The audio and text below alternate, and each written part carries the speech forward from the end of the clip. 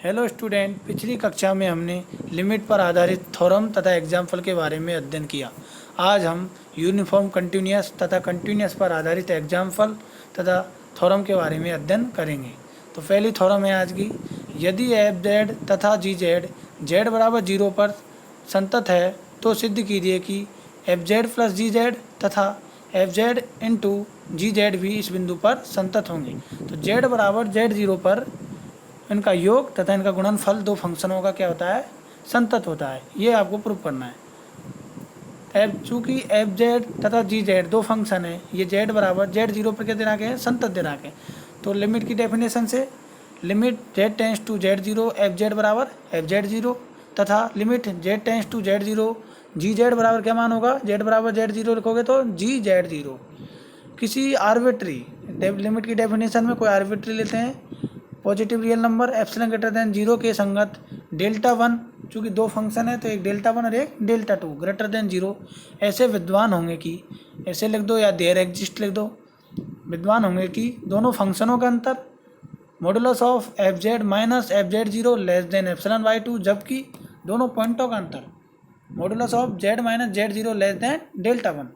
इसी प्रकार जी फंक्शन के लिए लिखोगे modulus of g z minus g z 0 less than epsilon by 2, जबकि modulus of z minus z 0 less than delta 2।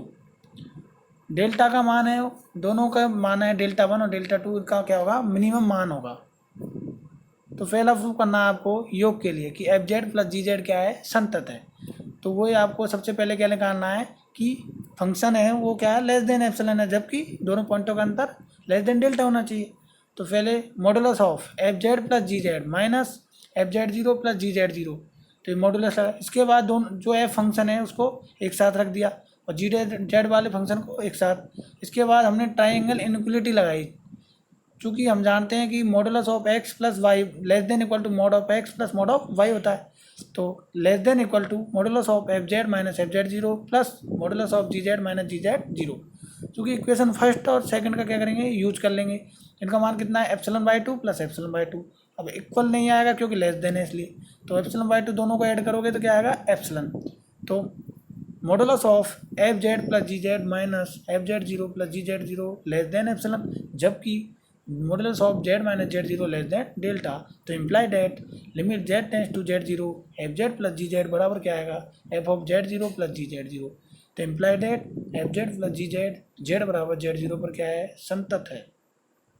इसी प्रकार गुणा के लिए भी प्रूव कर सकते हो आप, modulus of f z into g z minus f z 0 into g z 0 बराबर, तो इसमें आप देख रहे हो कि एक फंक्शन एफ है और एक जी है, तो इसमें एक तो जेड के लिए लिख रहे हैं और एक जेड 0 के लिए। तो इसके लिए हम F z into g z 0 का ऐड करने पर और घटाने पर, उसके बाद जो कॉमन है उसको कॉमन ले लेते हैं। तो एफ जेड कॉमन आएगा तो एक टर्म बनेगी यहाँ पे जी z minus g z 0 plus एक बार जी जेड 0 कॉमन आएगा तो टर्म बनेगी f z minus f z 0। इसके बाद ट्राइंगल इनइक्वालिटी यूजिंग करने पर, तो less than equal to modulus of f z modulus of g z minus g z 0 plus modulus of g z 0 modulus of f z minus f z 0। तो less than equal to पहली term को as it is रहने दो। Second term में हमने क्या किया, चूँकि मॉडुलस ऑफ जी जेड 0 लिख रहा है या इसकी जगह हम modulus of g z 0 plus 1 लिख दें तो वो क्या होगा, modulus of g z 0 plus एक ऐड किया है तो वो क्या होगी, टर्म उससे बड़ी होगी, तो उसको लिख सकते हैं इसकी जगह। तो चूँकि ग्रेटर देन का साइन पहले से चल रहा है तो इसलिए ग्रेटर देन का साइन है, इसलिए जी जेड 0 की जगह हमने क्या लिख दिया, modulus of g z 0 plus 1 into modulus of f z minus f z 0। इसको इक्वेशन नंबर 3 नाम दे दिया। तो limit z f z limit z tends to z 0 f z बराबर एफ जेड 0, तो अर्थात डेल्टा 3 ग्रेटर देन 0 ऐसा प्राप्त किया जा सकता है कि modulus of f z minus f z 0 less than 1। चूँकि लेस देन एप्सिलॉन होता था अधिकतर हमने देखा है, लेकिन हम क्या मार रहे हैं यहाँ पे, एप्सिलॉन की जगह 1 लेके चल रहे हैं, जबकि modulus of z minus z 0 less than delta 3। तो इसलिए modulus of f z minus f z 0। अब इसमें ट्राइंगल इनइक्वालिटी मैंने बताया आपको 4 इनइक्वालिटी होती है, पहली शुरुआत की जो कक्षाएं थी उसमें पढ़ाया था मैंने आपको। तो इसमें ट्राइंगल इनइक्वालिटी यूज कर रहे हैं, modulus of f z minus f z 0 greater than आता है तो दोनों के बीच में क्या आएगा, सबट्रैक्टिंग होगा दोनों फंक्शनों के बीच में।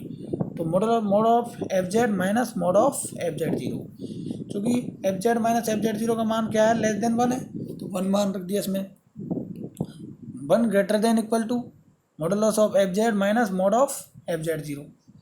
इसके बाद इसको इधर लिया है समीका को, तो mod of f z less than equal to mod of f z 0 plus 1। इसको mod of f z 0 plus 1 को हमने क्या मान लिया, पी मान लिया। पी क्या है, चूंकि मॉड के अंदर कोई भी संख्या है तो हमेशा क्या देगी, पॉजिटिव मान देती है, और 1 क्या है, पॉजिटिव है, तो हमने एक नई पॉजिटिव क्या मान ली, नंबर क्या मान लिया, पी मान लिया, जहाँ पी क्या है, एक धनात्मक अचर है। इसको इक्वेशन नंबर 4 नाम दिया। पुनः लिमिट, चूंकि हम जानते हैं कि limit z tends to z 0 g z बराबर क्या मान होता है, जी जेड 0 के बराबर होता है। तो किसी स्विच एप्सिलॉन ग्रेटर देन 0 के संगत delta greater than delta 4 greater than 0, चूंकि डेल्टा 1 यूज कर लिया, डेल्टा 2 कर लिया, डेल्टा 3, तो क्या आएगा, डेल्टा 4 ग्रेटर देन 0 ऐसा विद्यमान है कि mod of g z minus g z 0 less than epsilon y epsilon upon 2p, जबकि mod of z minus z 0 less than delta 4। इसका नाम दिया इक्वेशन नंबर 5। चूंकि पुनः हम जानते हैं कि limit of z tends to z 0 f z बराबर होता है एफ जेड 0, तो किसी स्विच एप्सिलॉन ग्रेटर देन 0 के संगत डेल्टा 5 ग्रेटर देन 0 ऐसा विद्यमान है कि इसको भी, चूंकि इसका मान रखना है इस इक्वेशन नंबर 3 में, तो इसका मान हम इस प्रकार से मानते हैं, mod of f z minus f z 0 less than epsilon upon 2 into mod of g z 0 plus 1, जबकि mod of z minus z 0 less than delta 5। Equation 4, equation 5, equation 6 से मान इक्वेशन 3 में रखने पर, तो मान रखोगे जब क्या आएगा, p इंटू इसका मान कितना है, g mod of g z minus g z 0 का मान कितना है, एप्सिलॉन अपॉन 2p, प्लस ये टर्म एजिटेड रही। इसके बाद इस टर्म का मान लिखेंगे, mod of f z minus f z 0 का मान लिख दिया epsilon upon 2 into mod of z z 0 plus 1। जो कैंसिल हो रहा है उसको कैंसिल कर दो और जो बचता है उसको लिख दो, तो ये कैंसिल हो गया, तो क्या बचा यहाँ पे, epsilon upon epsilon by 2 plus g z 0 plus 1 cancel हो गया, तो क्या बचा, एप्सिलॉन बाई 2। दोनों को ऐड करोगे तो क्या होगा, एप्सिलॉन मान आएगा, जबकि mod of z minus z 0 less than delta, तो जहाँ डेल्टा का मान है minimum of delta 3 delta 4 delta 5, delta 3 और डेल्टा 4 डेल्टा 5 में जो मिनिमम मान होगा वो किसके बराबर होगा, डेल्टा के बराबर होगा। तो इसलिए limit of z tends to z 0, चूँकि पूरी तो मॉडुलस का मान है वो लेस देन क्या आ गया, एप्सिलॉन आ गया, तो लास्ट में हम क्या लेंगे, हम लिमिट लेंगे, limit z tends to z 0 f z into g z बराबर होगा f z z 0 into g z 0, टेम्प्लाइड at f z into g z, z बराबर जेड 0 पर क्या है, संतत है। इसके बाद अगला एग्जाम्पल है एग्जाम्पल नंबर 4। सिद्ध कीजिए कि एफ जेड बराबर जेड स्क्वायर जेड बराबर 3 प्लस 5 आयोटा पर क्या है, संतत है। क्योंकि संतत प्रूफ करने के लिए कॉम्प्लेक्स के अंदर मैंने बताया कि आपको पहले उसकी लिमिट का मान ज्ञात करो, उसके बाद उस पॉइंट पे उस फंक्शन का मान ज्ञात करो। अगर दोनों मान इक्वल आते हैं तो हम क्या कहेंगे, ये संतत है। तो पहले हमने 3 प्लस 5 आयोटा पे इस फंक्शन का मान निकाला, तो 3 प्लस 5 आयोटा का स्क्वायर, तो स्क्वायर खुलेगा square plus b square plus 2ab से, तो 3 का स्क्वायर 9 प्लस 5 का स्क्वायर 25 आयोटा का स्क्वायर होता है -1, तो 9 माइनस 25 प्लस 30 आयोटा, तो ये आएगा -16 प्लस 30 आयोटा। इसके बाद लिमिट का मान निकालेंगे, limit z tends to 3 plus 5 iota into f z बराबर लिमिट, अब जेड चूँकि लिमिट निकालते हैं तो एक्स प्लस एच के रूप में होता है, तो यहाँ delta z tends to 0 2 plus 3 iota 3 plus 2 plus f z की जगह कितना मान है, 3 plus 5 iota 3 plus 5 iota plus delta z का स्क्वायर, तो डेल्टा जेड टेंस टू 0, तो डेल्टा जेड का मान 0 रखने पर तो 3 प्लस 5 आयोटा का स्क्वायर, 3 प्लस 5 आयोटा का स्क्वायर करोगे तो कितना आएगा, -16 प्लस 30 आयोटा, 2 प्लस 3 आयोटा नहीं है, ये 3 प्लस 5 आयोटा है। तो इसके बाद दोनों मान के आगे इक्वल आ गया, बिंदु फलन एफ जेड बराबर 3 प्लस 5 आयोटा पर क्या है, संतत है। इसके बाद नेक्स्ट एग्जाम्पल है, सिद्ध कीजिए कि निम्न फलन मूल बिंदु पर संतत नहीं है। एफ जेड बराबर x y upon x square plus y square, तो इसमें ऑर्डर्ड पेयर के रूप में एक्स कोमा वाई का मान नॉट इक्वल टू 0 नहीं होना चाहिए, क्योंकि अगर 0 होगा तो क्या आएगा, फंक्शन डिफाइन ही नहीं होगा। तो एफ 0 का मान कितना है, 0।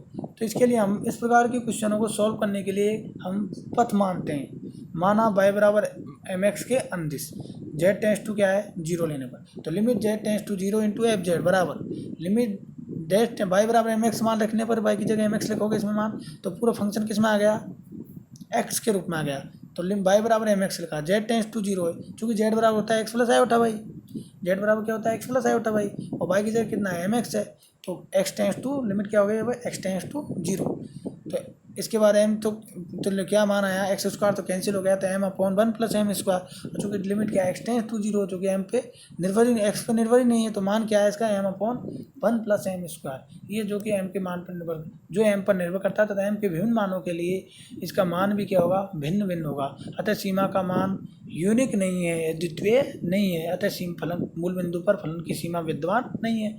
अगर मूल बिंदु पर फलन की सीमा विद्यमान नहीं है तो इसका मतलब ये है कि मूल बिंदु पर फलन संतत नहीं है। इसके बाद अगला एग्जाम्पल है, एग्जाम्पल नंबर 6 है अपना, सिद्ध कीजिए कि प्रांत मोड जेड लेस देन 1 में एफ जेड बराबर जेड स्क्वायर एक फंक्शन दे रखा है, एक समान संतत है। एफ जेड बराबर जेड स्क्वायर फंक्शन क्या है, यूनिफॉर्म कंटिन्यूस है, जबकि एफ जेड बराबर 1/z एक समान संतत नहीं है। तो प्रांत दे रखा है आपको, डोमेन दे रखा है मोड जेड लेस देन 1 में, फंक्शन एफ जेड क्या है, बराबर जेड स्क्वायर यूनिफॉर्म कंटिन्यूस है, जबकि फंक्शन एफ जेड बराबर 1/z क्या है, यूनिफॉर्म कंटिन्यूस नहीं है। तो ये आपको प्रूव करना है। तो पहला है, इसके लिए यूनिफॉर्म कंटिन्यूस के लिए 2 पॉइंट लेते हैं, जेड ले लो, जेड 1 ले लो, जेड 2 ले लो आप, या जेड नोट ले लो आप। तो माना जेड तथा जेड नोट प्रांत मोड जेड लेस देन 1 में कोई 2 आर्बिट्री पॉइंट है, तब इन दोनों पॉइंटों का अंतर क्या होना चाहिए, लेस देन डेल्टा होना चाहिए, तथा फंक्शन का अंतर लेस देन एप्सिलॉन, ये लेके चलते हैं। किसी स्विच एप्सिलॉन ग्रेटर देन 0 के संगत डेल्टा ग्रेटर देन 0 इस प्रकार से विद्यमान है कि Z1 Z2 के लिए बात कर रहे हैं तो modulus of f z one minus f z two less than epsilon, जबकि mod of Z1 minus Z2 less than delta, ये डेफिनेशन होती है यूनिफॉर्म कंटिन्यूस की।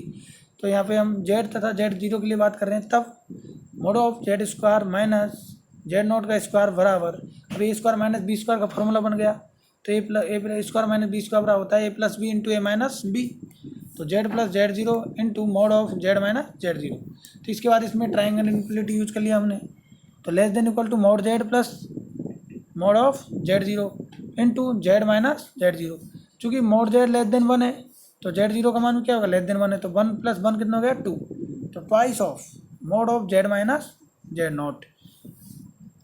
अब जेड माइनस जेड जीरो का मान क्या है, लेस देन डेल्टा है, और तो यह मान क्या हो जाएगा, imply that mod of z square minus z naught का square less than twice delta. चूँकि डेल्टा का मान यहाँ क्या ले रहे हैं हम, डेल्टा स्विच होता है, तो डेल्टा का मान हम एप्सिलॉन की टर्म में क्या मान लेते हैं, एप्सिलॉन बाई 2 लेने पर, तो डेल्टा बराबर एप्सिलॉन बाई 2 मान लिखोगे आप, तो क्या आएगा, 2 कैंसिल हो जाएगा, तो क्या आया, mod of z square minus z naught का स्क्वायर लेस देन एप्सिलॉन, जबकि mod of z minus z naught less than delta. तो ये किसकी शर्त है, यूनिफॉर्म कंटिन्यूस की। तो स्पष्ट है कि डेल्टा केवल एप्सिलॉन पर निर्भर करता है, न कि बिंदु जेड जीरो पर। तो कॉन्सिक्वेंटली एफ जेड बराबर जेड स्क्वायर जो फलन है वो क्या है, एक समान संतत है। इसके बाद सेकंड जो फंक्शन दे रखा है एफ जेड बराबर 1/z, ये दिए गए प्रांत में एक समान संतत है, ये समान संतत नहीं है, ये प्रूव करना है आपको। तो हम मानते हैं कि ये दिए गए प्रांत में एक समान क्या है, संतत है, तब किसी एप्सिलॉन ग्रेटर देन 0 के संगत डेल्टा का मान माना हमने 0 तथा 1 के मध्य में, 0 तथा 1 के बीच में ले रहे हैं डेल्टा का मान, ऐसा विद्वान होना चाहिए कि दिए गए प्रांत में बिंदु जेड तथा जेड नोट के लिए mod of f z minus f naught less than epsilon, जबकि mod of z minus z naught less than delta. चूँकि हमने इसको क्या माना है, यूनिफॉर्म कंटिन्यूस मान के चल रहे हैं, लेकिन इसको प्रूव क्या करना है कि ये यूनिफॉर्म कंटिन्यूस नहीं है। तो लेकिन डेफिनेशन ये होती है अगर यूनिफॉर्म कंटिन्यूस है, तो माना जेड बराबर हमने माना डेल्टा तथा जेड नॉट बराबर माना डेल्टा अपॉन 1 प्लस एप्सिलॉन, तब पहले मान ज्ञात करेंगे हम, mod of z minus Z not बराबर जेड का मान कितना है डेल्टा, जेड नॉट का मान कितना है delta upon 1 plus epsilon, delta common आ जाएगा, 1 प्लस एप्सिलॉन एलसीएम लोगे तो कैंसिल हो जाएगा। इसके बाद बचा आपका epsilon upon 1 plus epsilon into delta, तो इसका मान आएगा, सॉल्व करोगे जब क्या आएगा, लेस देन डेल्टा। तो ये क्या आ गया, mod of z minus z zero less than delta. इसके परंतु हमें निकालना है फंक्शन का अंतर, परंतु मॉड ऑफ एफ जेड बराबर कितना है, 1/z minus Z f Z note कितना होगा, 1/z नोट बराबर जेड का मान कितना है डेल्टा, और जेड नोट का मान कितना है जेड नॉट का मान है डेल्टा अपॉन 1+एप्सिलॉन, तो ये रिवर्स हो जाएगा 1+एप्सिलॉन अपॉन डेल्टा। तो ये मान आया बराबर में एप्सिलॉन अपॉन, चूँकि मॉडुलस से जो बाहर आता है वो हमेशा क्या आता है, पॉजिटिव मान आता है, तो एप्सिलॉन अपॉन डेल्टा। चूँकि डेल्टा का मान 0 तथा 1 के बीच में, तो 0 तथा 1 के बीच में आप कोई भी मान ले लीजिए। जैसे आपने 0.2 लिया, तो ये 0.2 नीचे मान रखोगे तो ऊपर कितना आ जाएगा, 5 मान आएगा। 0.2 को नीचे रखोगे 10 ऊपर जाएगा, तो 5 एप्सिलॉन आ गया। तो ये एप्सिलॉन से क्या हो गया, बड़ा आ गया, तो ग्रेटर देन एप्सिलॉन। तो इसका मतलब ये क्या आ गया, विरोधाभास आ गया। चूँकि डेफिनेशन के अनुसार क्या आना चाहिए, लेस देन एप्सिलॉन आना चाहिए, तो ये क्या आ गया, कॉन्ट्राडिक्शन आ गया। तो ये क्या हो गया, विरोधाभास। अतः जो फंक्शन हमने वेब जेड बराबर 1/z दिए गए प्रांत में, दिए गए प्रांत क्या था, मोड जेड लेस देन 1 में यूनिफॉर्म कंटिन्यूस माना है, वो क्या है, गलत है। अतः ये दिए गए प्रांत में फंक्शन एफ जेड बराबर 1/z यूनिफॉर्म कंटिन्यूस नहीं है, अर्थात एक समान संतत नहीं है। आज जो भी मैंने आपको एग्जाम्पल के बारे में पढ़ाया है, थ्योरम पढ़ाई है, उस पर आधारित कुछ एग्जाम्पल है, उदाहरण है, आपके क्वेश्चन भी हैं, जिनको आपको जब भी समय मिले खुद को स्वयं को सॉल्व करने हैं।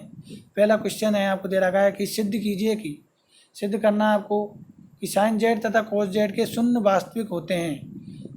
साइन जेड तथा कोस जेड के आपको मान निकालने हैं कॉम्प्लेक्स में। साइन जेड तथा कोस जेड का फॉर्मूला मैंने आपको बताया था पहले पिछली कक्षाओं में। दूसरा है साइन ऑफ Z1 + Z2 बराबर साइन Z1 कोस Z2 + कोस Z1 साइन Z2 होता है, जबकि Z1 Z2 belongs to C।